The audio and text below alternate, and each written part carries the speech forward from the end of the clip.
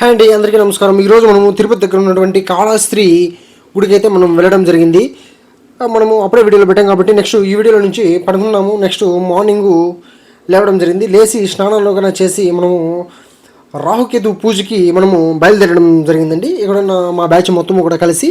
So మనము గుడిలోకి అయితే ఇంకా ఎంటర్ అయిపోయాము. ఎంటర్ అయిపోయిన తర్వాత రాహుకేతు పూజ టికెట్ తీసుకోవడం జరిగింది.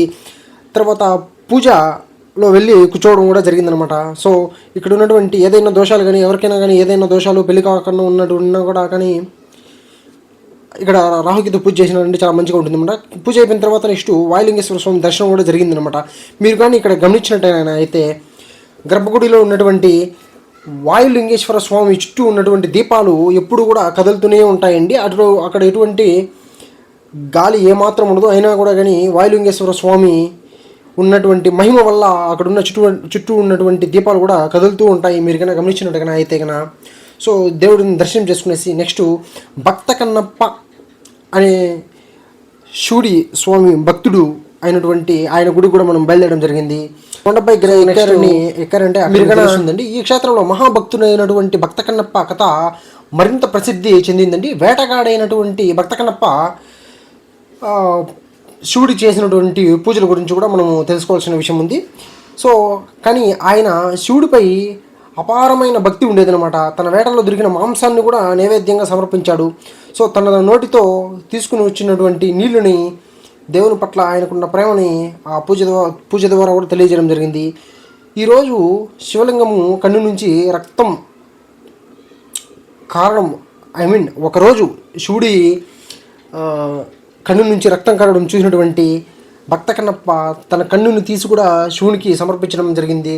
మరి రెండో కన్ను నుంచి కూడా రక్తం కారడం చూసినటువంటి భక్త కన్నప్ప రెండో కన్ను కూడా తీయబోతుంటే పరమశివుడు అయినటువంటి శివుడు ప్రత్యక్షమయ్యి ఆయన ఏం చెప్పాడంటే, నీ భక్తికి నేను మెచ్చి పరవశించిపోయినటువంటి శివుడు ఆయనకి మోక్షాన్ని ప్రసాదించాడనమాట. అందుకే భక్త కన్నప్పకి అపారమైన భక్తి పరమశివుడు రూపంలో ఉంటుందండి. సో మీరు ఎప్పుడైనా కానీ శ్రీకాళహస్తికి కానీ వచ్చారంటే మటుకు కంపల్సరీగా మీరు దేవుడిని దర్శనం చేసుకోక ముందే రాహుకేతు పూజ చేయండి. ఎటువంటి దోషాలు ఉన్నా కూడా కానీ అవన్నీ కూడా క్లియర్ అయిపోతాయి. మీరు పిల్లలు పుట్టకపోయినా మరియు పెళ్ళి కాకపోయినా ఏదైనా దోషాలు ఉన్నా కూడా మీరు శ్రీకాళహస్తి కంపల్సరీగా రావాల్సిందిగా మనం మనస్ఫూర్తిగా కోరుకుంటున్నామండి. సో నెక్స్ట్ వచ్చేసి శివుని భక్తి అంటే ఎలా ఉండాలి అనేసి కూడా మనము ఈ భక్త కన్నప్ప చూసి మనము నేర్చుకోవాల్సిన ఉందన్నమాట. సో మరి మీరు కానీ కాళహస్తి గుడికి వెళ్ళేట్టుగా ఉంటే ఒకరోజు రాత్రిలో ముందుగా వెళ్ళి అక్కడ నైట్ నిద్ర చేయడం కూడా చాలా మంచిది అనేసి కూడా అక్కడ పెద్దలు చెబుతూ ఉంటారండి. నెక్స్ట్ మేమైతే ఇంకా కాళహస్తి నుంచి కూడా బయలుదేరడం జరిగింది.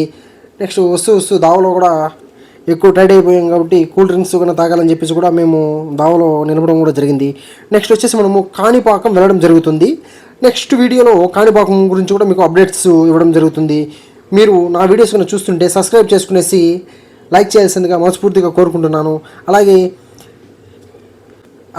నా ఇన్స్టాగ్రామ్ ఐడి JR6115 దాన్ని కూడా ఫాలో కావాల్సిందిగా మనస్ఫూర్తి కోరుకుంటున్నాను. జై హింద్.